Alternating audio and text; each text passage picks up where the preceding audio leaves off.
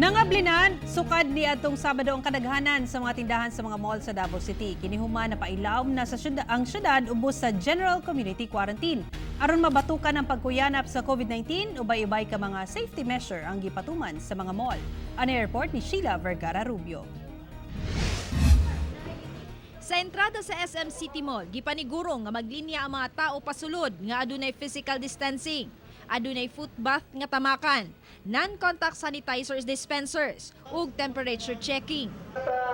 Para sa atong balaod, keep distance ang linya, distansya, keep distance, social distancing.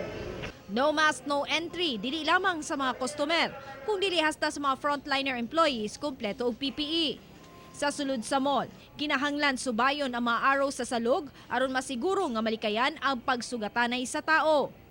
Sa matag stalls o tindahan, adunay marka asa magbarog ang mga customer ug hugtanong gikontrola ang ihap sa mga makasulod.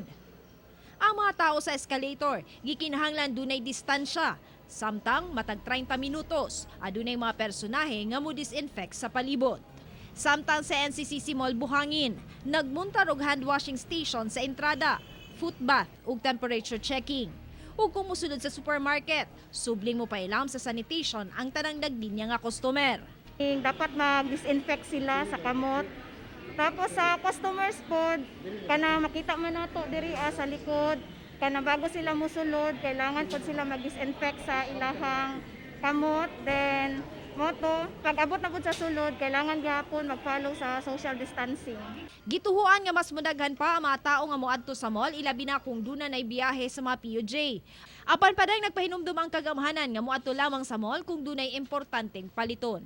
Monday, Wednesday, Friday, pero dili jud kana nga adlaw tanan nga magawas.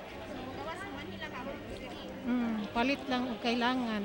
Kauban si Bebot Kahes sa kamera. Ako si Sheila Vergara Rubio para sa One Mindanao.